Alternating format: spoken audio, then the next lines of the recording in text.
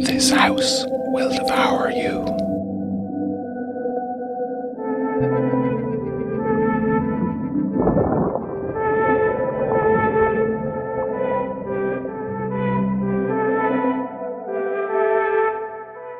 The dead.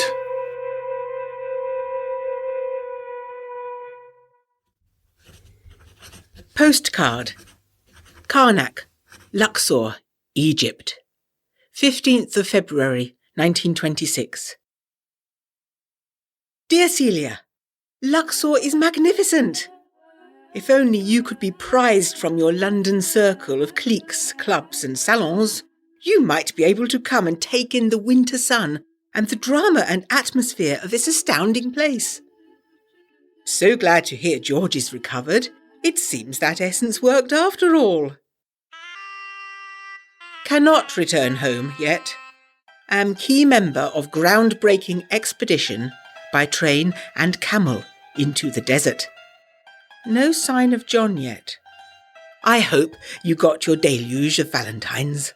Love, E.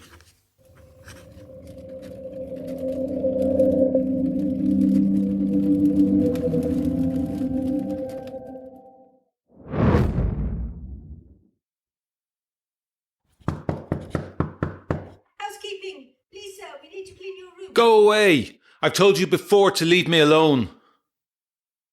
I have something, dear God, I must do. Sorry about that, lads. I'll join in a minute, okay? Move over, Porrig. You're making everything wet again. Right, where was I? Dear Elizabeth, I am sorry to say... No, that won't stand. Let's start again, eh, lads? Shepherd's Hotel, Cairo, February 13th. Wait, is it the 13th or the 14th? Never mind. It doesn't really matter, does it? Shepherd's Hotel, Cairo, February 13th, 1926. My dearest darling Elizabeth, it is 1 or perhaps 2 days since I have been visited by Anubis, and I am not yet dead. I have held my old Webley revolver in my hand often, spinning its cylinder that contains a single bullet. Every time I break the frame open, there it is, ready for the hammer to come down on it, never in an offset chamber. This weapon is impatient for the time I raise it to my temple, hungry for my death. Dear God, no, Captain Ross. That is not how you write to the woman you love. Go again. Shepherd's Hotel, Cairo, February 13th, 1926. My darling Elizabeth, it is 1 or perhaps 2 days since I have been visited by Anubis, and I am not yet dead. I am well sorted for company, though. I am writing this at the table where I searched my wallet and found that piece of paper that I believe brought down the curse of the dog-headed man on me. This is how Fatima's damned Brotherhood of the Veil is killing those associated with Sir Malcolm's expedition. I will be next, even if I know not why. I cannot but wonder if I have been set up somehow by Clark to draw them out. Maybe he is outside, futilely waiting for them to make their move against me, not knowing it has already happened. The shutters and windows are closed as they have been for the last day, or maybe days. God knows what acrid stink of sweat permeates this heavy hot air. I have chased the hotel staff away with a roar when they have tried to prepare the room. The table lamp is the only source of illumination, its light pooling around me and burly reaching Porrig, who sits to my right, half in light, half in shadow. He is saying something to me now, but all that comes out of his mouth is watery mud. A beetle has just squeezed out from behind his grey clouded eyeball and scurried up into his wet plastered hair. I have had to move my writing paper to the other side of the desk as it keeps dripping water and mud on it. His look is accusatory though, and I know what he is trying to say, as he garbles slick mud that spills down his shirt front. "Why did you leave me behind underneath the mound, Captain Ross? I was not really a bad man. I didn't know what Lord Clonlow was attempting. You ran and left me to the mud and the dead god." I know what Porrig wants. He leans forward with an eager smile each time I pick up the pistol, his grey, mud-soaked skin dull in the light, and then retreats into shadow with a scowl when I fail to join him.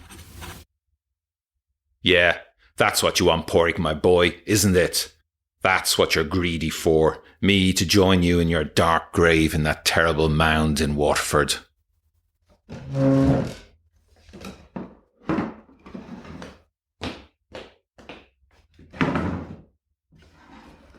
"How's the game going, lads?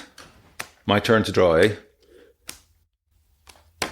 The ace of spades. Again. How many of them are there in that damn deck?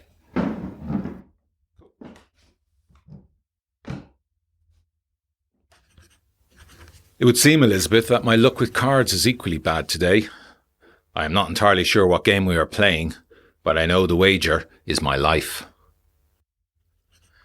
At the foot of the bed, 5 of my old regimental comrades sit at a circular card table that was not there before. They are lit by the strange, faint unlight of the Western Front at night. There's Sergeant Henrik. The lads were more scared of him than of going over the top, but he was a fair man all the same. He'd been a keen member of his village cricket team, and by God could he bowl a grenade. Privates Lawless and Kelly, 2 of the finest practitioners of trench warfare. When they dropped silently into a trench, clubs and knuckle dusters at the ready, bloody violent mayhem followed swiftly on their heels. Private Fallon, he rarely missed with his rifle and was haunted by every shot. And cheery Corporal Halligan, who loved his cup of char and saved me from the death that came for them when he gave me the wrong message from HQ that I was wanted for a briefing when I wasn't. The enemy hit our position first with mustard gas, and then with mask-breaker gases, those that get in beneath the seals and drive you into a frenzy to get your mask off. Then into that yellow billowing hell of screaming, blistering men, they lobbed phosgene shells. At first, you think you're okay, just a bit of a cough and a shortness of breath, but give it a few days and your lungs will fill with fluid. The men at the table have bandages wrapped around their eyes, and the skin that can be seen is covered in weeping blisters. Still they play on silently, in that eldritch unlight. An empty seat at the table for me, who should have been there with his men, drowning and blinded in a hospital cot, not sitting by their side making worthless platitudes.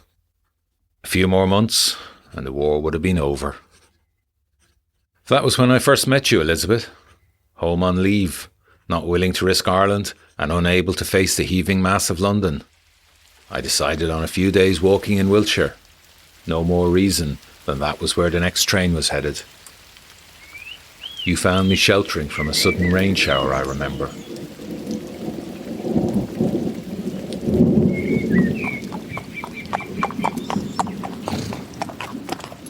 Hello there, sir. Mind if I join you under your tree? I'm not quite dressed for this weather. What? Oh, sorry, yes, certainly. It would appear I'm hogging the only shelter for miles around. My apologies.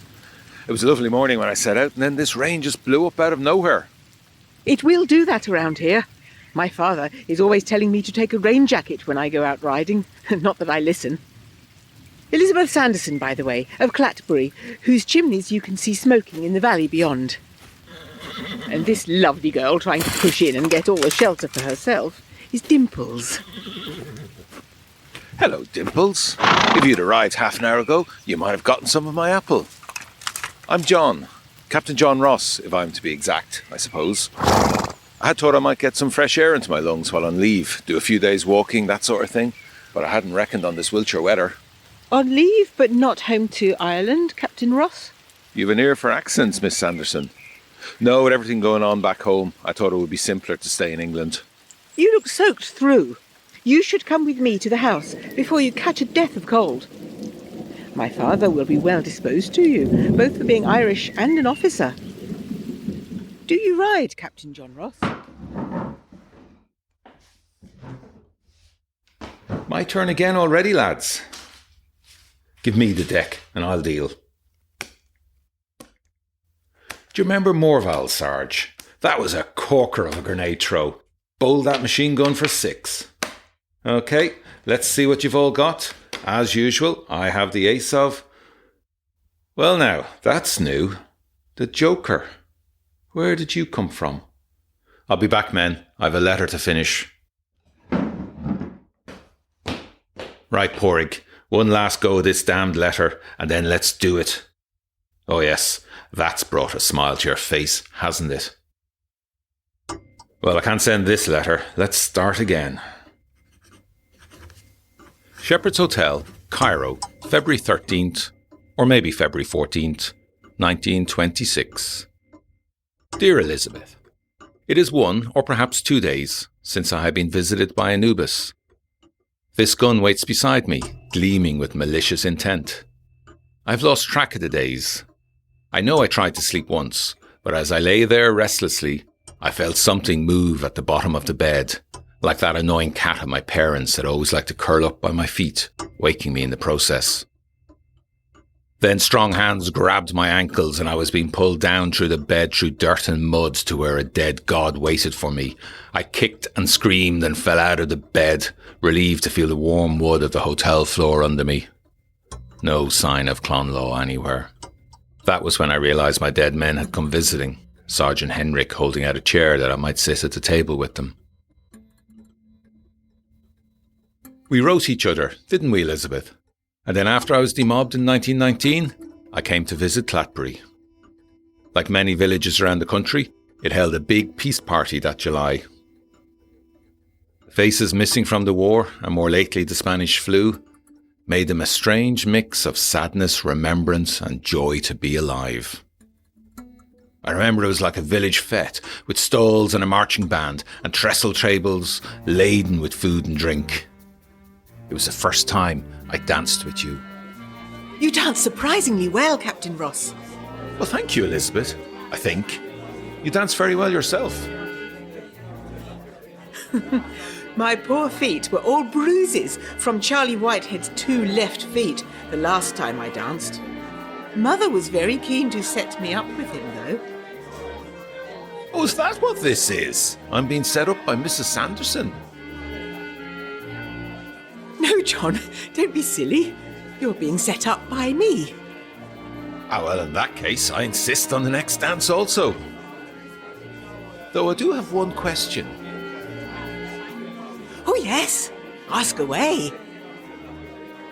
Would this Charlie Whitehead be that rather imposing young man over there who's been staring daggers at me all evening? Good times, Porrig.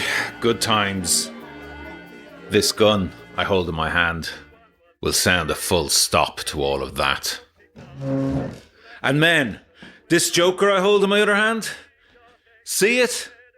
Well, Elizabeth was the wild card that came into my life at just the right time. She gave me a reason to see beyond all that horror I carried back from France. I love her.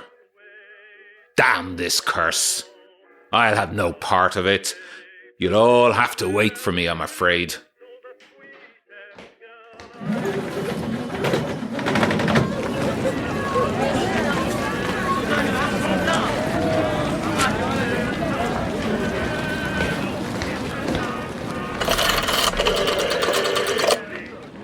Hello, reception. This is Mr. Ross in room 203. I'd like to send a telegram, please. Thank you. It's for Elizabeth Sanderson, care either of the paddle steamer Hathor at Luxor or else the Winter Palace Hotel there. Message begins. Dear Elizabeth, stop. Have been unwell. Stop. Better now. Stop. Will stay Cairo extra few days. Stop. People have information I need. Stop. You are in danger. Stop. Please return to Cairo now. Stop. Actually, scratch that last bit. No point asking her to retreat. She doesn't know how. Okay, so, you are in danger, stop. Will travel Luxor soonest, stop. Do not accept anything from a stranger, stop. Love, John. That's great, thanks. What's today's date, by the way? I've rather lost track. Is it? Oh, and can you let housekeeping know they can turn my room over in half an hour or so? And is breakfast still being served? Excellent.